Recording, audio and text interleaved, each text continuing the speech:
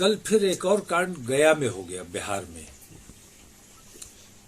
जिसमें चोरी के शक में 3 नौजवानों को पकड़कर बुरी तरह से मारा पीटा गया, जिसमें से एक मौके पर ही मर गया और 2 तकरीबन मरनासन हैं, बचने की उम्मीद कम है उनकी। तो हालात इस किस्म के हैं कि देश में कानून का राज रहेगा या लाठी का राज रहेगा। अगर लाठी का राज देश में रहना है तो लाठी अल्हम्दुलिल्लाह हमारी भी कमजोर नहीं है। अगर हुकूमत ऐसे आतंकवादियों पर अंकुश नहीं लगाती है और इस तरफ तवज्जो नहीं देती है, जैसा कि देखा गया कि मोनू मानेसर को बचाने की भरपूर कोशिश की जा रही है, जिस पर इल्जाम है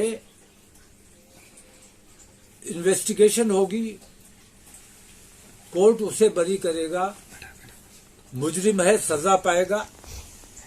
लेकिन इस किस्म की जो कोशिशें हैं, मुजरिमों को बचाने की जो कोशिशें हैं, ये बहुत दुर्भाग्यपूर्ण है।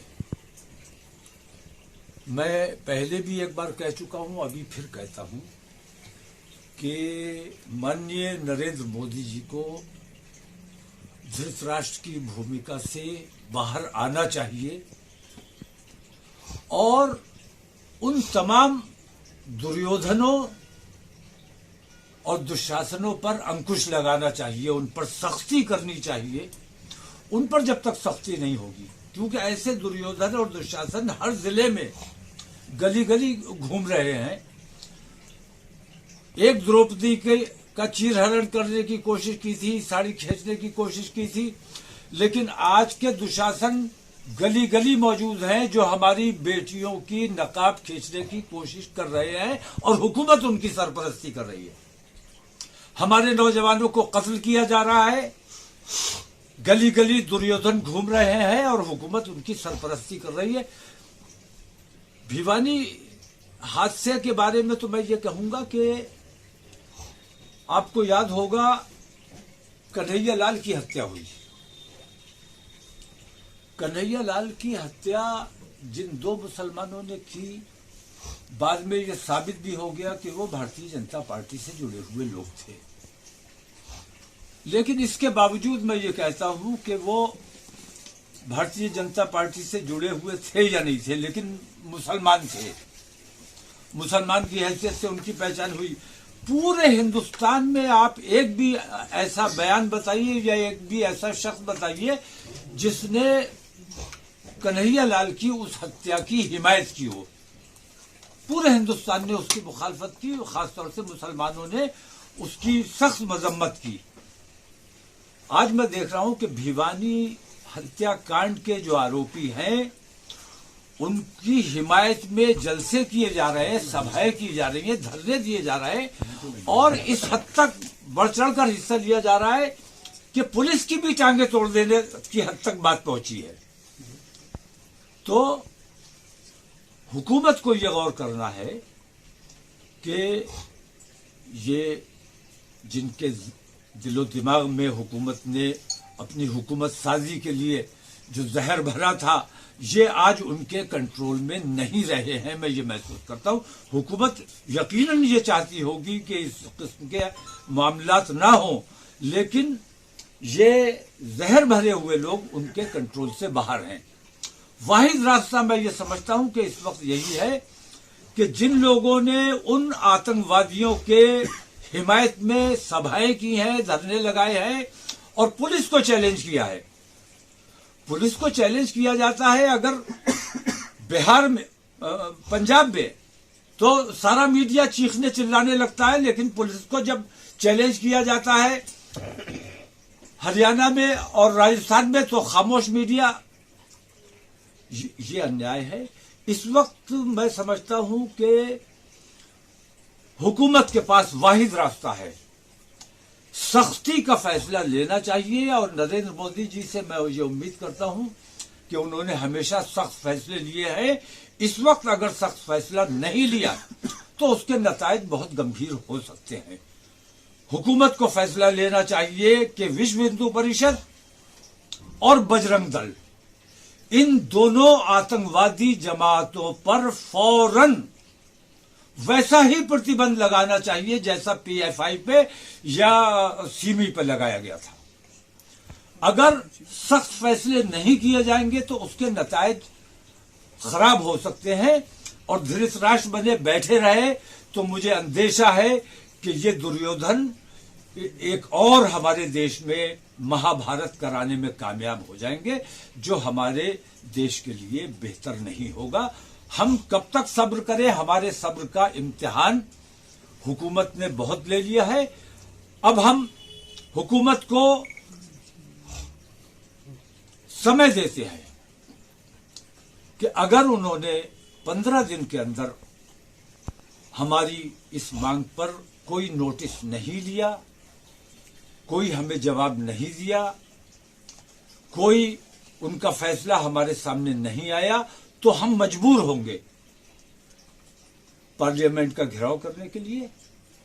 और इंशाल्लाह बरेली से नहीं बल्कि पूरे हिंदुस्तान के मुसलमानों से आह्वान कर रहा हूं मैं कि 15 दिन के बाद इंशाल्लाह हम लोग दिल्ली में,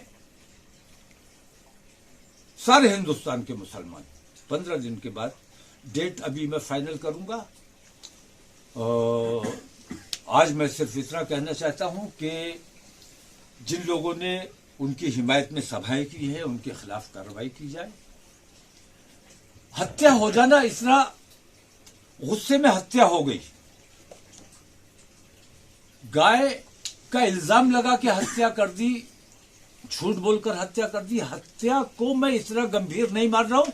गंभीर बात यह है कि हत्यारों के हिमायत में जो जलसे किए जा रहे हैं, ये बहुत गंभीर बात है। इससे माहौल ये बन रहा है कि आप किसी की हत्या कर दीजिए, कत्ल कर दीजिए, कानून अपने हाथ में ले लीजिए और आपको आपकी कौम जो है वो हीरो बना देगी। उसको नायक की, हिंदू नायक उसे बताया जा रहा है जो हत्यारा है। तो ये बातें बहुत गंभीर है। इन गंभीर बातों पर हुकूमत को संज्ञान लेना चाहिए और इस सिलसिले में कार्रवाई फौरन करनी चाहिए। हिंदू की बात कीजिए, हिंदू राष्ट्र बनाने की बात कर रहे हैं। हिंदू राष्ट्र तो किसी के बाप की ताकत नहीं है कि बना सके, कोई नहीं बना सकता। हिंदू राष्ट्र का सवाल नहीं है, हिंदू राष्ट्र तो है। जब आरएसएस प्रमुख ये कहते हैं कि डीएनए एक है, सब हिंदुस्तानी है, हिंदू राष्ट्र का मतलब यह है कि हिंदुस्तानी राष्ट्र, या हिंदू राष्ट्र का मतलब यह है कि तिलकधारी हिंदू, चुटिया वाले हिंदू, धर्म हिंदू है या हम हिंदुस्तानी की हैसियत से हिंदू है। हिंदू राष्ट्र है और इस किस्म की जो बातें करते हैं, मैं ये समझता हूं कि उनके ऊपर अगर देशद्रोह की कार्रवाई नहीं की जा रही है तो ये हुकूमत अपने पैर पर कुल्हाड़ी मारने का काम कर रही है। आने वाला वक्त इतिहास इन्हें कभी माफ नहीं करेगा अगर इन्होंने संज्ञान नहीं लिया। मैं फिर एक बार चेतावनी देता हूं, खुलकर चेतावनी देता हूं कि अगर इन दुशासनों और दुर्योधनों पर अंकुश नहीं लगाया गया, इन पर पाबंदी नहीं लगाई गई, तो मुझे अंदेशा है कि मेरे मुल्क में एक और महाभारत हो सकता है। उस महाभारत से हम अपने देश को बचाना चाहते हैं, इसलिए आप लोगों के जरिए हम हुकूमत तक अपनी ये बात पहुंचाना। कौन है वो लोग? कौन लोग हैं? सामने है आपके, सारे आपके सामने हैं। सारे रावण, सारे दुर्योधन, सारे दुशासन आपके सामने है और आप मुसलसल ये देख रहे हैं कि ये सारी बेईमानियां उनकी सरपरस्ती में हो रही है और वो आंखें मूंदे बैठे हुए हैं, सब कुछ देख रहे हैं और कोई कार्रवाई नहीं कर रहे हैं। ये बहुत बड़ा अन्याय देश के साथ हो रहा है। इस पर फौरन सख्ती से अमल किया जाना चाहिए। अगर देश में अमन अमान चाहते हो, शांति चाहते हो, भाईचारा चाहते हो, हिंदू मुस्लिम एकता चाहते हो, और अगर मुसलमान से इतनी ही नफरत है तो 100 कुत्ते मिलके शेर का शिकार मत करो, आओ आमने सामने मुकाबला होगा। अगर हिंदू इतनी ही मुसलमानों से, लेकिन मैं ये देखता हूं कि महाभारत में भी मैंने देखा कि कुछ के अलावा बाकी सारे लोग जो थे वो अच्छे थे, वो चाहते थे कि ना हो ये सब जो हो रहा है, जो बेईमानी हो रही है ये ना हो, लेकिन वो कहीं ना कहीं मजबूर हो गए। तो आज भी मैं देख रहा हूं कि लोग मजबूर हैं, डरे हुए हैं, खौफजदा हैं। उनका डर निकालने के लिए ये जरूरी है कि सेकुलरिज्म में जो यकीन रखते हैं, अपने मुल्क के संविधान में जो यकीन रखते हैं, वो तमाम लोग कल जब हम पार्लियामेंट का घेराव करने के लिए निकलेंगे तो मुझे यकीन है कि सेकुलरिज्म में यकीन रखने वाले और अपने संविधान में यकीन रखने वाले तमाम लोग हमारे साथ